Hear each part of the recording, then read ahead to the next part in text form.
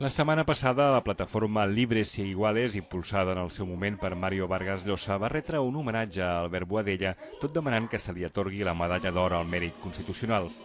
Una feliç coincidència segurament per la gent de Gataro i en particular per Víctor Álvaro, dramaturg, director i principal intèrpret d'Uboadella.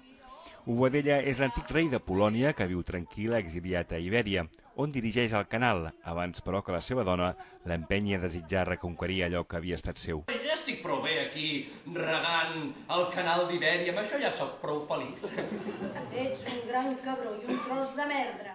Una al·lusió als Teatros del Canal, que actualment dirigeix Boadella a la Comunitat de Madrid.